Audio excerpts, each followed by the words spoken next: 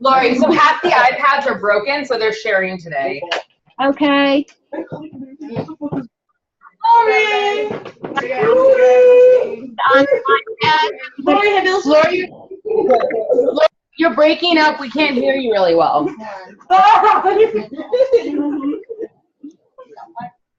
Oh, we got you're breaking up. Hold on, Guys, no, Sarah. Sarah. Oh, wait, can we like Gucci here? Come on, Everyone go to the and here's the tiny URL for today. You guys are going to type in tinyurl.com/BethLLori8. Literally all you have to do is share. All right, go ahead. Just do it. Guys, just do it. Can you type it in, Sarah? Type in the link. Because Lexi's not doing it. Lexi, do it. You really think I'll do it? I'm reorganized. There is no last time. Yeah. You are not illiterate. I need permission. Oh my god, how do I sign in? You go to the link. No, like an account. I don't What do you know. mean an account? Like I have to sign in. Like, okay. Okay. Same, but I feel like this whole class is like, it's just trick cutting. I don't know. Yeah. Why are you I feel like this class is making me feel like I am. The dough makes me feel perfect. Like, I feel like we're just like, it's like we're so boring. Okay. Put the sugars. I didn't sign up. You shouldn't have to sign in. You shouldn't have to sign in. Refresh it or try it again. You shouldn't have to sign in. And then everybody should have this screen up in front of them. I can't. And it's soon you do. Oh shoot, what did I do? I gave up. I just broke it. I broke it. Oh my god. Gucci gang, Gucci gang. Wait. The time? My bitch. Go to the right link. Okay. I can't troubleshoot everyone. Raise your hand if you don't have it. Okay. Guys, raise your hands if you do have it. Miss my God. I have it. Why is this broken? Because it doesn't like your face. That's offensive. That's offensive. Lori. Sorry, it doesn't Why like my is Lori face need to put either. her name on it? They hated me. Why can't you just share a link with us? It's fine.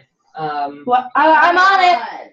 Okay, great. Okay, as soon as everybody is in, you're going to remember, spend 3 classes looking at what it means that Israel's a Jewish state. And now you guys are going to click on Did you get it? to this Google Doc. Once you're in, you can just click onto this Google Doc. And you're going to take a look at some comments from the 2015 Pew survey that compared Israeli Jews and American Jews.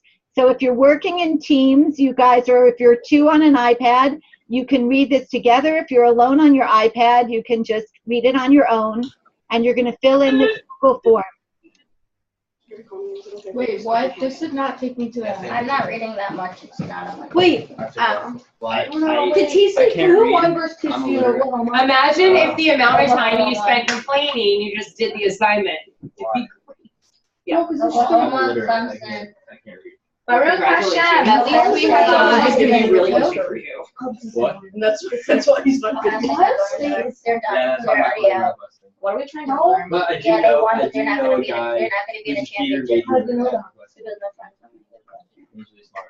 Well, the people are talking about things that might possibly go. Yeah. Fill this out. There's no way. Okay, guys. So the long paragraph you have to read from the Pew survey, I'll read out loud with you, and then you guys can answer these 3 very short questions. Overall, Jews in Israel are more religiously observant than Jews in the United States. In part, these differences reflect the higher percentage of Israeli Jews who are Orthodox. But even among the non-Orthodox Israeli Jews, American Jews are less religious by several measures of observance, such as frequency of synagogue attendance, certainty of believing in God, and rates of keeping kosher at home or attending a Seder. For example, Nearly 2/3 of Israeli Jews say they keep kosher at home, compared with about 1/4 of Jewish Americans. Okay, I leave it in your guys' capable hands to read these 3 short questions and respond to them. Wrong. It said that 98% of Israeli Jews intermarry and 50% of. But like it's Wait, supposed the to be marriage, split. marriage among Orthodox Jews. It's supposed to be in marriage. In marriage. Yeah. That's correct. Yeah, so it's wrong. So it's not intermarriage. It says intermarriage. It's But it's like intramarriage. Intramarriage. You're correct. Intramarriage, meaning like not outside of the religion. I think you spelled it wrong. Yeah, it is spelled wrong. Right. It is correct. What? So it's supposed to be intra, Intra, not inter. but it says The intermarriage. It says second inter. one is intermarriage. The second question should read, intramarriage amongst non-Orthodox Jews in Israel is 98%. Intermarriage amongst non-Orthodox Jews in the U.S. is 50%. What do you think about these intermarriage rates? Meaning the intermarriage rate amongst non-Orthodox Jews in Israel is 2%. Intermarriage rate amongst non-Orthodox Jews in the U.S. is 50%. What do you think about these intermarriage rates?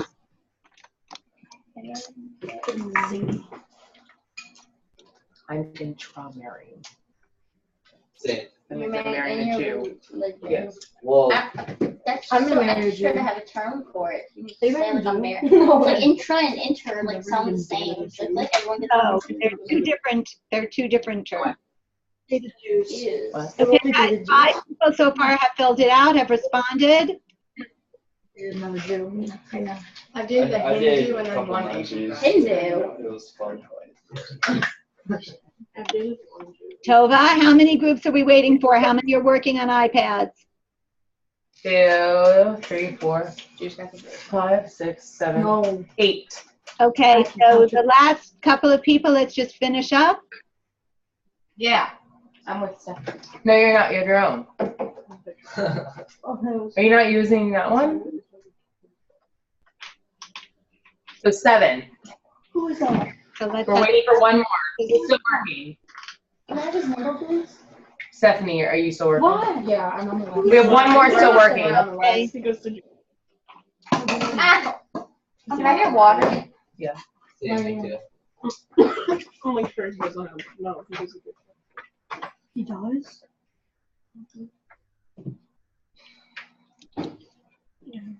Whoa, what's science? Okay, There's like 4 Jews in our school.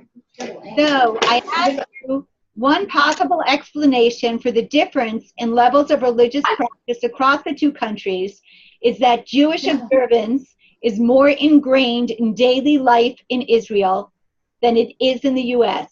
And I asked you to agree or disagree. So from the 4 of you who agreed, can someone give a reason why you think? What did we see that showed that Judaism or Jewish religious practice is more ingrained in the daily life of Israelis than Americans? 100%. Okay, so 4 of you agreed. What did you see? Why do you think that? Agree? What? Who? I agreed. I see that. 4 of you agreed. Why? Part of like Only 4? they're like in Israel it's like already made for like, okay, like you're like this stuff is closed, like you have nothing else to do, like you may as well observe it. But like the society in America, it's like all these fun things are going on, like Shabbat. America's not. Okay, so you put it that way. I like your terminology of ready-made. The rhythm of life here, our vacation days are Jewish vacation days. So the rhythm of life here, by definition, is Jewish, which makes it more natural that, you know, there's lots of kosher restaurants. It makes it more natural that people are going to be practicing or living Judaism more on a daily basis. I don't get school off for Rosh Hashanah. You don't? No. I do. Well, I many don't. people do in Jewish areas in America, but in Israel, that's a given. Yes. Hanukkah, too, by the way. That's a given. Okay. Intermarriage amongst non-Orthodox Jews in Israel is 2%. Intermarriage amongst non-Orthodox Jews in U.S. is 50%. What do you think about it? Okay. I wasn't saying racial. That's why I like Texas. In America, Jewish practice and population has gone down due to Guys, keep cutting in and out. Three of you went in the direction of kind of seeing the decrease or that increase in intermarriage in America as a negative thing. Two of you, Yeah, it is. reasons. Less people will be Jewish, if less likely to marry Jews. The number of Jews will decrease. Okay, that's a negative. Did anyone else see another negative in it or any other reason why it's negative other than just the number of Jews will decrease? It raises the divorce rate. Yeah, like, cause it's like, if you marry like a non-Jew, I feel like It's harder It's to like- sustain. yeah, like the same marriage is like you're gonna want to go to their family's house for Christmas, and then like the kids are not gonna marry. I feel like it's like not common because the kids like aren't gonna be like, I'm gonna marry a Jew, and like it's not common. And I just feel like then the It gives population's a going. stress to the relationship that just is not needed. Yeah. Yeah, it's like with my uncle. It's like, why not just marry some Jewish person so that's easier to do so? I marry a Jewish person, Lori. I'd marry a Jew. I'm marrying a Jew. Lori, I'm gonna marry a Jew. I literally am marrying. She really is marrying, so she knows that. She knows that answer. Okay, so I think what you're all saying is true. There are definitely complications. There are difficulties that are unique to a Jewish person marrying a non-Jewish person. It can create a lot of problems, and it decreases the likelihood that your children are going to grow up and stay Jewish or marry someone Jewish. Okay. What about this idea of how Israelis and Americans feel responsible for Jewish people around the world, not just in Israel, not just in the US, but feel connected to other Jews wherever they are? Have any of you guys ever gone anywhere to a different country or to a different place and you're one of the only Jews and you meet another Jewish person and you feel some kind of a connection? Yeah. No. I don't feel a connection. It's not like your Jew sense is No, I do. Your Jew sense is I like favorite being now. with other Jews It's around like me. that. It's like that song that's like. I feel like more Wherever connected. you go, there's always someone Jewish. You're never alone. 'Cause you Like- are a Jew. I mean, it's nice. I don't feel like I need to be with a Jewish person, but like it's nice. I mean, if I'm with my family, I am with Jewish people. Yeah. And my friend group, I'm like I'm one of the very only alone. Jews. Kind of like Sarah, small. Jews are good. I know. So two of you agreed and felt that you feel more responsible for other Jewish people or more connected. You feel some kind of a special bond to other people.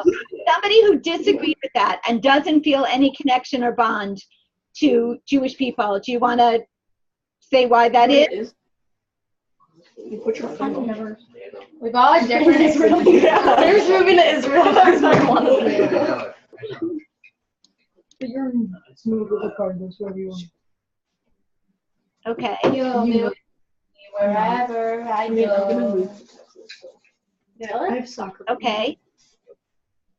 Well, that's one of the reasons that we have these conversations, or that Jews in America come to Israel all the time, whether it's when you guys are in college, you'll have the opportunity to come on a birthright trip, or some of you have, one of you has come already, why Jews from America come and visit Israel, and why many Jews from Israel travel all over the world and seek out Jewish communities wherever they're going. And we looked at, in the beginning of our classes, how Israel feels a responsibility to send out its army and people all over the world to help when there are disasters or catastrophes. Okay. So guys, we've looked at some of the pieces of what make Israel unique as a Jewish country. And now we're going to look at how does Israel deal with people who are different? Different. They don't. Different. We started talking last class, at the end of last class, about the whole idea of, we talked about citizenship and who is allowed, who's entitled to Israeli citizenship. And we talked about people who try and come into the country illegally and want to stay in the country. So I want you guys to pay attention to these definitions because we're going to look at a whole bunch of different types of people who have tried to come into Israel. In a nutshell, a migrant is anyone who wants to move overseas. Guys, this is important. A refugee, these are really important terms, guys. We're going to see them throughout the class. A refugee does so in conditions where they've been forced from their homeland. Can anyone think of the people today who are refugees all over Europe, somebody who's forced out of their homeland? You guys hear them? Who? There's Syrian refugees. Yes. Okay, Yeah. refugees. There's a war going on in Syria. Many Syrians have to flee. They're forced out of their homeland because of war, because it's very dangerous for them, okay? And an asylum seeker is someone who says he or she is a refugee, but their claim hasn't been proven yet, or definitely evaluated and proven in the place where they're seeking refuge. Okay, so I want to go back, and I want us to take a look at this video, and I want us to understand Israel absorbed more than 850,000 Jewish refugees from Arab countries. Refugees, meaning people who were forced to flee. More than 500,000 Russian immigrants and thousands of Ethiopian immigrants. So let's take a little look at this. What's the light? The animals terrified me. Just like you.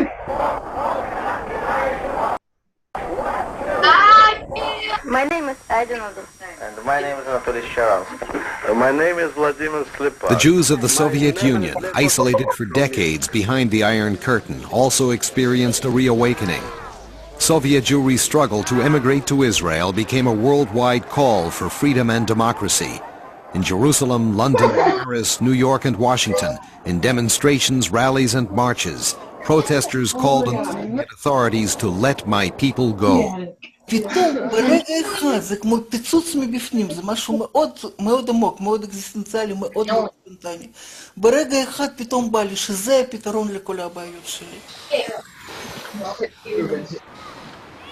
During the late 1980s and early 90s, following the collapse of communism, more than 500,000 immigrants arrived in Israel from the Soviet Union.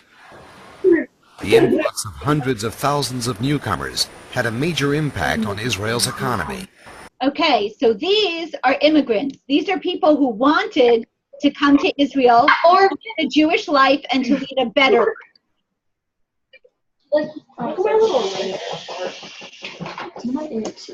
1990s, Israel encouraged the remaining Jews of Ethiopia to emigrate. Ethiopia was in a state of civil war, suffering from famine. אותו יום שבו שמענו על ים של יהודים מאדיס אבבה, מטוסי חיל האוויר שלנו, היה הימים המרגשים. חשבתי שזאת הפגנה מרהיבה של ערכים שכולנו מאמינים בהם.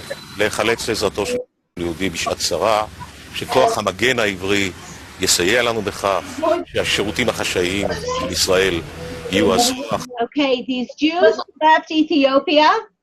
They were Jews to come to Israel, immigrate to Israel. But they were also fleeing a war zone. And the Jews... Those beginnings. The Jews of Yemen left their country on foot as well. That was in 1949. Some left property, some sold it for a picnic. Mostly they took their bundles and left. Yeah, this is my mother. You know, this is my mother. My mother was still taking water from the well.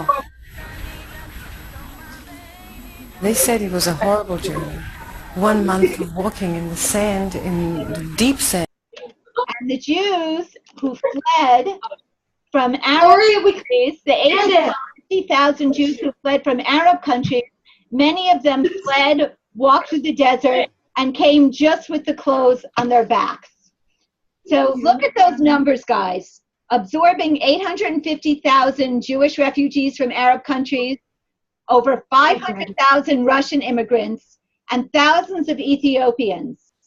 And I want you to think about how does a country absorb so many new immigrants? What does that demand from a country? I'd like you guys to click into this lino. And I want you to tell me, what do you think Israel needed to do in order to absorb so many immigrants? On it. Go back. Wait, go back. Where is it? Yeah. Hey, wait. You're on slide 6, guys. And you're going to click into... No. Slide 6. Nope. It's not slide 6. Where is it? No, it is slide 6. It's not slide 6. It is slide 6. She's I like so kind of like dumb. it. We're gonna have to sing because we're all It's not. What do you think needed to do in order to absorb so many immigrants? It's not slide 6. Wait. Are we on the wrong one? Slide 6 here. It is slide 6. Come here. And like Ethan asked us, like, All right, everyone have it? Jordan, open up your iPad. Guys, so now everyone should be able, I just gave you some pictures for some visual clues, but what do you think Israel needed to do in order to absorb so many immigrants?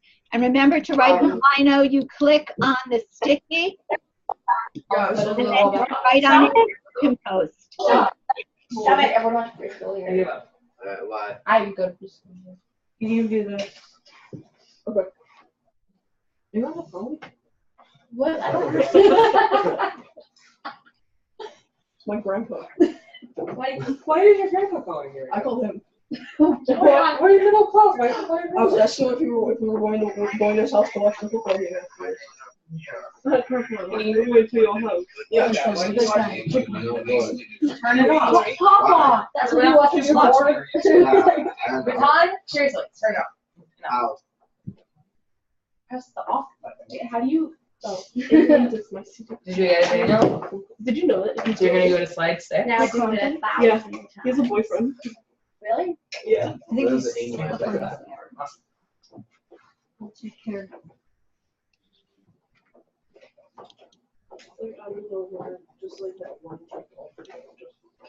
want to add. If you're afraid for me to see it, you should be doing it. Did you see the look? Wait, look. I'm going on the right side. I'm gonna wait here Look. for you. It's actually good. Guys, tell us what? Look at this. Look at this. And then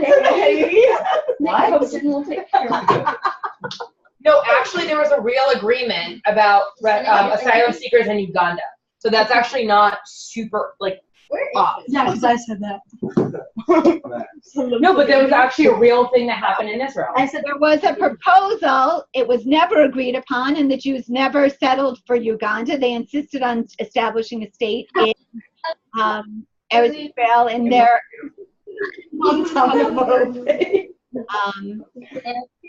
Why is your hair so greasy? She's a little. Lexi. Please. Okay, guys, Lexi, come on. I'm good to call it a night. Okay. I am Go on. I would like us to learn about illegal African immigration into the country and migrants, but you know, if it's going to be so disrespectful to my time and to your time, we can call it a day. Okay. No, Matthew, stop. I leave it to you. No, they're going to pay attention and they're going to learn about this because it's something that's important to me as well.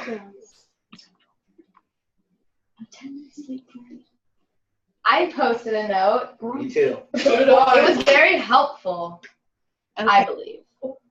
Israel also welcomed over 300 Vietnamese boat people at a time when people were fleeing Vietnam in boats, drowning in the ocean, and no country in the world was welcoming them in.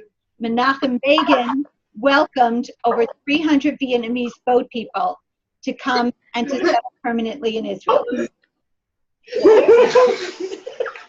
Okay. Not working for me. So, you know what? I'm going to give you guys a couple minutes. Tova, you can help people pull themselves together. Okay. And then decide to move on. Take a deep breath. Guys.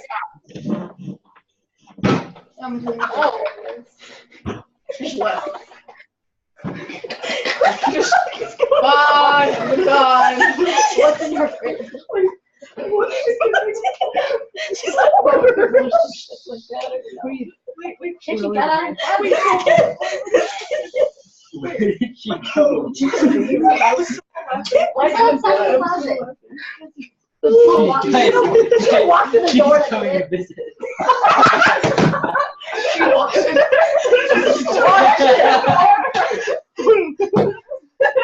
Lori.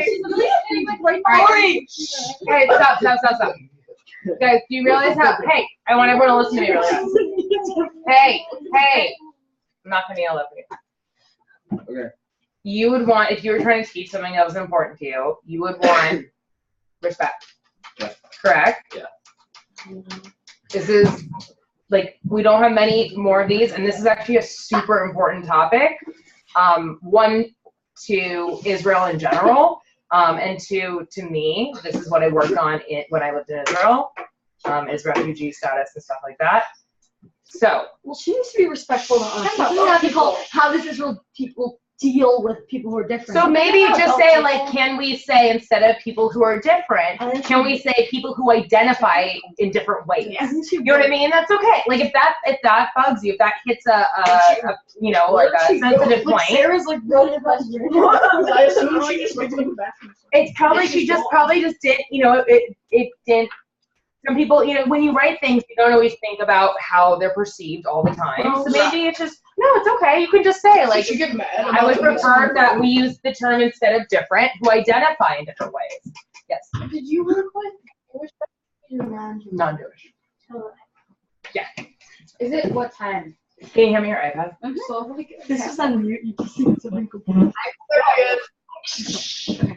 All right, we're good.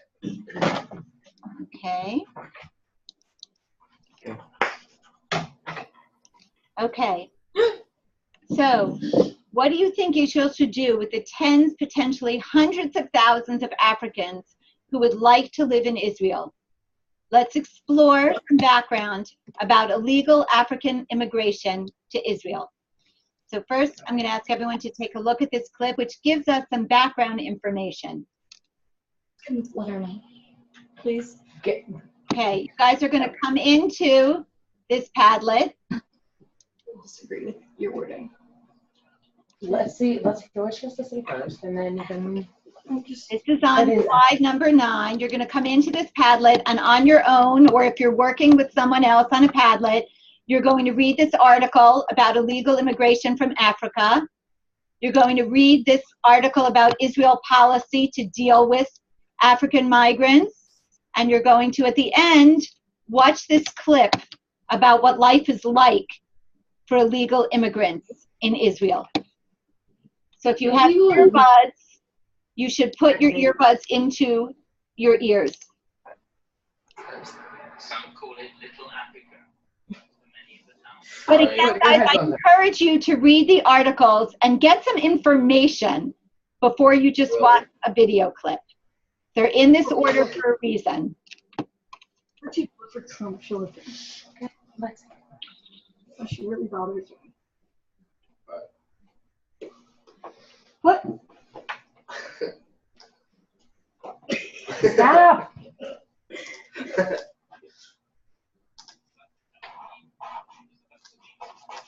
I can't get to the next slide. You don't want. I hate iPad so much. This is really society.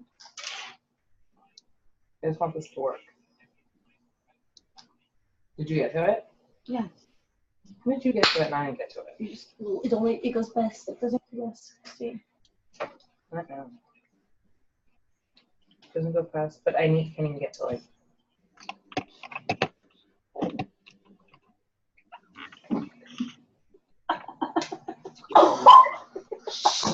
Matthew!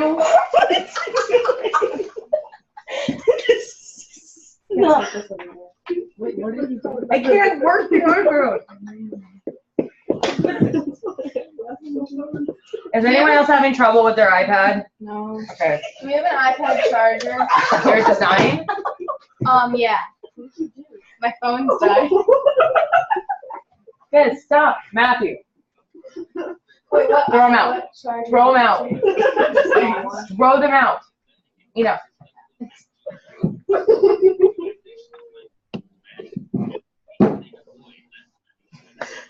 Oh my god. Oh, finally I got to it. I don't think she can see it. There she is. Can she hear me? Yeah. Hi. Rosie, look at Rosie, look at your iPad. Why did this not work? Do you want to use mine? Look, you can just use mine. I really Here, don't. I'll share. No. We're gonna no, you're gonna do this with me. Oh, you are doing this. This is gonna be So look like if I have to go through this thing, you're going to do it. Am I reading this You article? signed up for this. I was forced to look. No, I'm watching a video. That's when the Egyptian border guards shot and killed my Okay, wife. we're depending around you. Okay? I think I Isaac, respect every day. you can hear it. The same amount. And less stress. Your earbuds are in. I can hear it.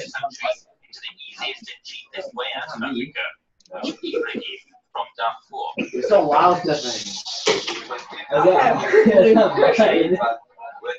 You're not I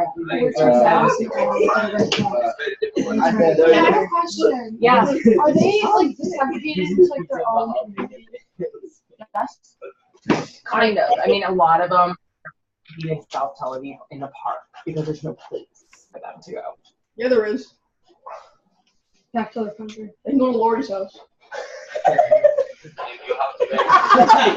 In neighborhoods in South Tel Aviv. Many of them were, as you're going to see if you read those articles, and as we look at some as Israeli responses, were held in kind of a holding place, like a prison, which the Supreme Court has ruled illegal. So it's but true. it took a few years for the Supreme Court to work their way through the court. Do people take them in, like to their own homes?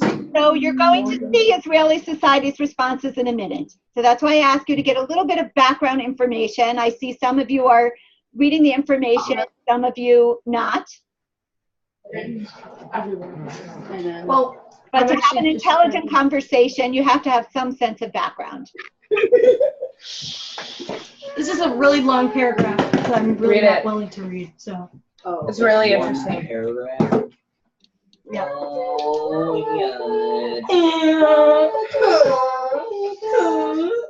Okay. So how does Israeli society respond to the crisis of illegal African immigration? So I believe you guys have here on slide 11 and slide 12, 3 different, we call them amutot, you would call them NGOs or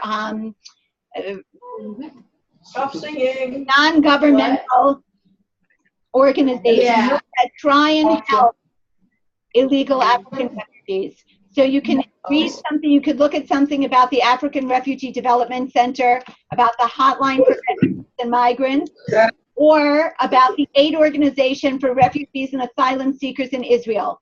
But just look at one, and this will give you an idea that you ask, what do Israelis do? So there are many Israelis who have formed grassroots organizations to help the African migrants who are here because they see people who are suffering and struggling to get into the country and then are continuing to suffer once they're in the country. So some Israelis have formed organizations to fight for the rights of and to try and help illegal African immigrants. So you can read about one of these 3 organizations that have tried to do this. And Tova, maybe after people have read about one of the organizations, you can type in and explain a little bit about the work that you did with an NGO to help Israeli illegal immigrants. Okay. I'm just saying. 20 minutes out. on my Wait, I just looked up African. So, do you not believe? I looked up African immigrants in Israel. That's racist. Yeah. And the first article that came up was her article on the Wikipedia page. That's racist. Just letting you know. That's really racist. Lori, Yes. Wikipedia is not a reliable source. Wikipedia is not always a reliable source. Often it is, but like anything else, you have to check your facts. You guys get it? It's not always. Not always. Ova, since people are having difficulty reading, perhaps you want to pipe in on this piece and talk about the organization that you worked for and what they did to try and help. Lori, do you agree with these immigrants coming in? Well, I'll tell you what I think at the end after we look at everything here. Depends if I Okay. don't know when exactly I have to. 1:15. Oh, when you have to leave today? Yeah, I think I do leave a little bit. Really bit early? I have to go at 1. 5 minutes. Tova, Me too. 20 minutes. Yeah. do you want to pipe in and speak a little bit about the aid organization that you worked with? On the video. Matthew, turn off the sound. Yeah, it's not me. It's Matthew, I mean it. Matthew, I'm not going to ask you again. Perhaps Matthew to leave. Matthew, leave now. Go to the office. No, I'm done. I had to sing it. You didn't have to anything. Lori likes. Yeah, she would. So this is a big issue, and this is something that's very controversial. I know, Lori. So what was happening? So there was a wall. So how many of you read about the wall that was built in 2013? Wall? I will build the wall. In the early 2000s. And I will make Oh, the Great Wall of China. Guys, Lori built the wall. I'm not gonna talk about it unless you're quiet. So it was a response to a massive amount of immigration from people from Africa, especially two separate countries, which was Sudan and Eritrea. What's Eritrea? So for those Eritrea is a country that used to be a part of Ethiopia, and then broke off into its own country, but their government is pretty corrupt. Wow. A lot of why? Child slavery. The people who got into power were. Yes. Wow. So a lot of them came because the closest refuge to them is Israel. Okay. The closest refuge is Israel. So they go through the Sinai Desert, and so on the border of the Egyptian-Israel border is usually where they entered from. And what I did in Israel is I worked with a documentary company, but I worked exclusively and closely with a documentary called Sound of Torture, which exposed they have torture camps on the border, on the Egyptian side of the border. That's not good. That trapped these refugee or asylum seekers as they were trying to get into Israel, and then forced their family to give tons of money, and they would torture them, and it was not good. So a lot of times they would deport them back. So Israel was the refuge, is a huge refuge, and that's why this is something that's important and a big deal because, we talked about, in order to make Israel is a Jewish state, and we have to keep it a Jewish state, but these people, Israel is the closest refuge for them. So there's a lot of controversy around. Have them convert to Judaism. So actually, I know someone who did that. I actually know someone who wanted refugee status. They did convert to Judaism, and they're from Eritrea. But that's not, you can't force someone to convert. You know what I mean? So they can't come in. So it's controversial. And so in South Tel Aviv, there's a lot of these asylum seekers, as they're formally called, because they don't have refugee status, that are living in South Tel Aviv in like the parks and detention centers and things like that. Where is what? South Tel Aviv. South Tel Aviv. Yeah. So South Tel Aviv is it's really diverse. A lot of different people. It's the migrant workers, the people who, like, a lot of Asian migrant workers come. And Asian they were non-Jews? yeah. There's also a lot of old people, older Jews, older Israelis who live in these neighborhoods also, and they've become very dangerous neighborhoods. They're not so safe, these neighborhoods. With the old, so I think that Tova raises, she said it like it is, meaning on the one hand, you have the very human rights issue and human issue of people who are in countries that are not so safe for them. They are refugees, and they don't want to be in Egypt, which isn't so welcoming of them, or is a very poor country. They want to come to a country which is more prosperous, where they can have a better future, and which is safer. So they're trying to sneak into Israel. And like Tova said, their journey, it's not like they get on a plane and they land in Tel Aviv like you guys would. Their journey is a very dangerous journey. They risk being captured, tortured, held for ransom, shot at. It is very, very difficult for them to get to Israel. And when they arrive in Israel, the questions become, what can Israel do? Can Israel open her borders and just welcome all of these poor people who are suffering? And what's the Israeli response?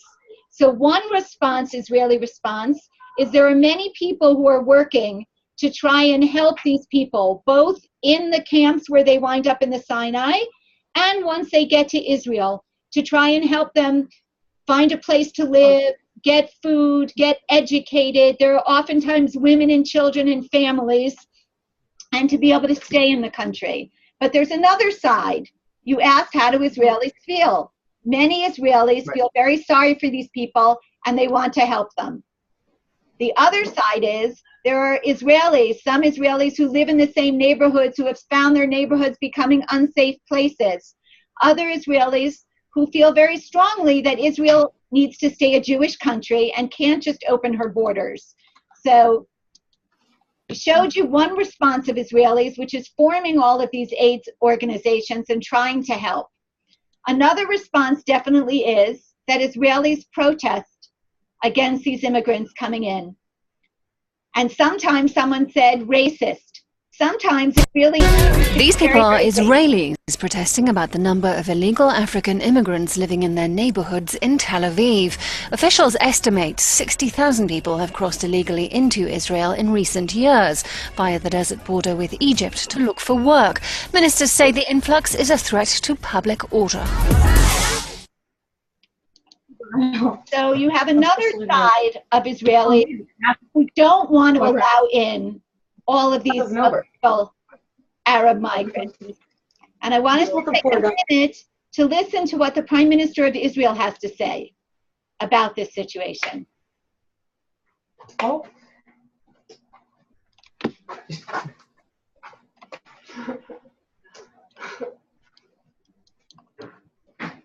This is Prime Minister Benjamin Netanyahu speaking about this dilemma.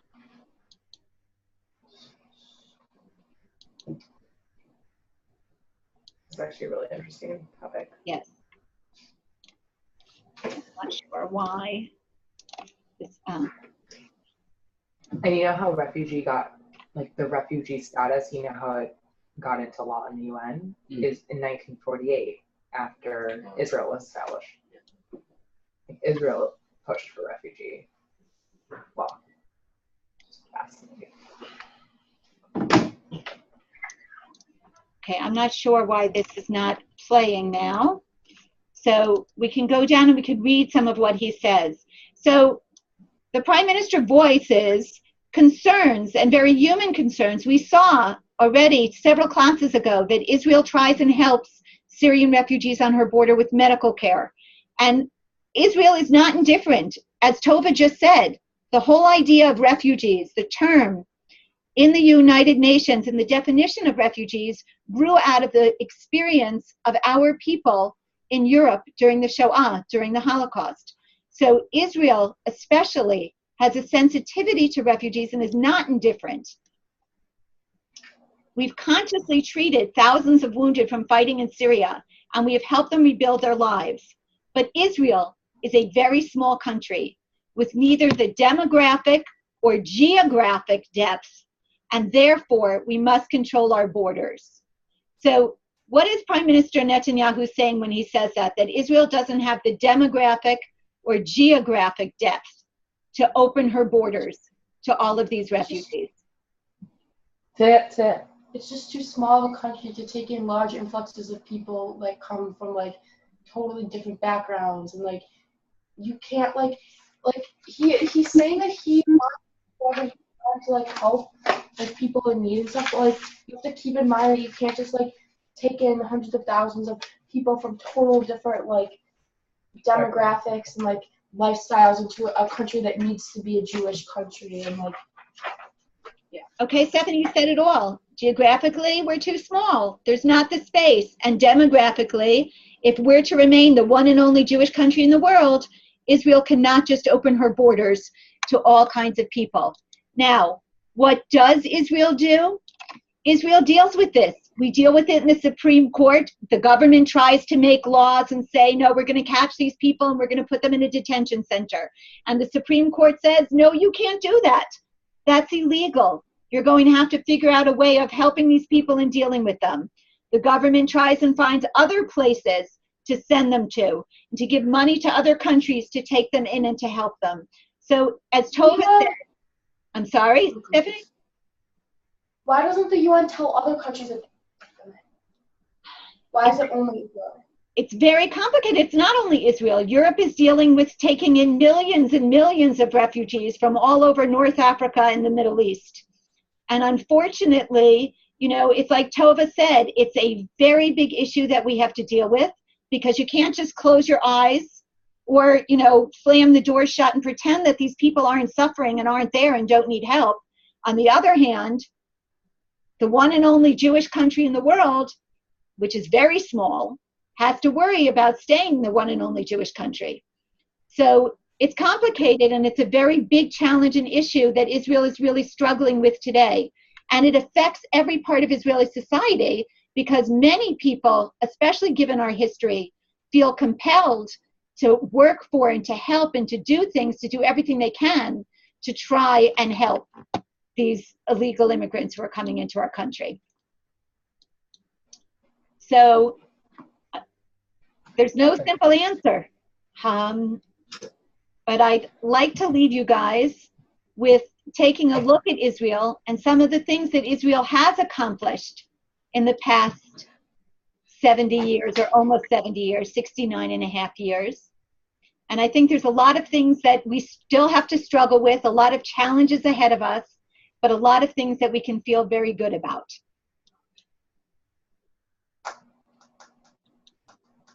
Well, I've seen this. I've seen it too. I've seen this too.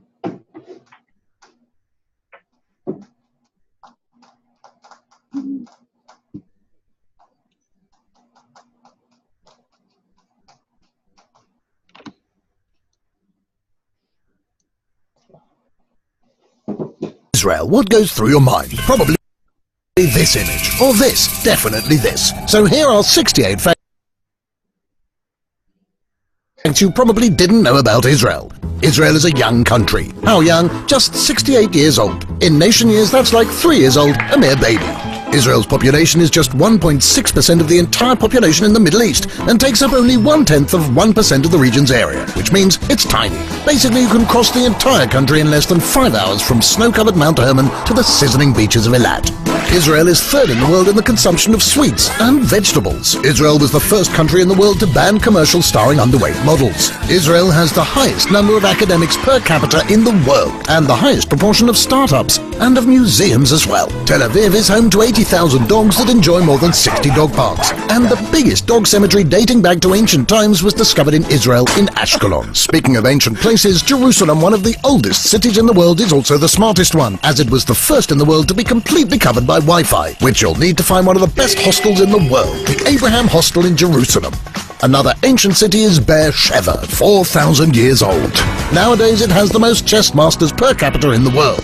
With all due respect to chess, the most popular beach sport in Israel, and probably its national sport, is matkot. There's no score, just the fun of ruining the quiet of the seashore. Books. Israel is number 2 in the world in book publishing. People of the book, remember? Wait, who's number 1? At least we're in first place when it comes to translating literary masterpieces from foreign languages. The USB stick is an Israeli invention which saves us lots of storage space. Israel is among the 10 leading countries in life expectancy. Folks here live on average to the ripe old age of 83. Israel has 273 kilometers of beaches, hugging the Mediterranean Sea, the Red Sea, the Dead Sea, and the Sea of Galilee, the lowest sweetwater lake in the world. According to the New Testament, Jesus walked on the water here. This rescue board is called a hasakeh. It was invented here in the 1930s by a Jewish lifeguard. If you have a problem staying above water, the Dead Sea is the place for you. The salt concentration there is so high, anyone can stay afloat. Israel is one of only 8 countries that have sent a satellite into space. The busiest bird migration route in the world goes through Israel. 1 billion birds pass through here every year. According to Traveller's Digest, Tel Aviv is in the top 10 for cities with the world's most beautiful women. And yes, also among the top 10 when it comes to good-looking men. But women in Israel have much more to offer than just a pretty face. Israeli women also have more academic degrees than the men do, so if you are the next Mary Curie, this is the place for you. Not for nothing is Israel known as the startup nation. There are more than 3,000 high-tech companies and startups in Israel. That's the highest concentration in the world outside of Silicon Valley. So what was invented here? The technology that allows us to chat in WhatsApp, Messenger, and everything else you youngsters spend your time on. The world's first antivirus software, gesture-controlled and hands-free computers, technology to prevent traffic accidents, taxi service app, remember when you had to wave your hand for a taxi? A social network that allows you to steer clear of traffic jams, a really small pill that can photograph your body from the inside. How does it get out? Solar energy water heater, irrigation system that conserves water, painless hair removal, well, almost painless, anti-jellyfish sting gel, laser keyboard, the technology that enabled unmanned flight, cherry tomatoes, and Rummy Cup, the popular board game. Whew. Crembo, chocolate-coated marshmallow treat. It may originally have been a Danish confection, but in the winter, Israelis eat more than 50 million Crembos. Bamba, a peanut-flavored snack created in Israel. On top of being popular and delicious, research has shown that it helps children build immunity to peanut allergy. And to continue with the yummy stuff, even though Italy is the birthplace of ice cream, consumption in Israel is 10 liters a year. Respect! And brain freeze. Ice cream is all about the quality of the milk. Israeli cows are world champions in milk production. Since she's a champion, she's got an attitude. Tel Aviv is known as one of the vegan capitals of the world. Or how about some sushi? Tel Aviv is only second to Tokyo in sushi bars per square meter. Wine has been made here for more than 3,000 years. And even then, the local wine industry didn't win as many international awards as it does today. And speaking of prestigious awards, none is more prestigious than the Nobel, right? 9 Israelis have won the Nobel Prize in Sciences. The last one was Professor Dan Shechtman for the discovery of the quasi-periodic crystal. See if you can say 5 times really fast quasi-periodic crystal. Israel also grows flowers, lots of flowers. For last Valentine's Day, Israel shipped more than 60 million flowers to Europe. Israel is the only democracy in the Middle East.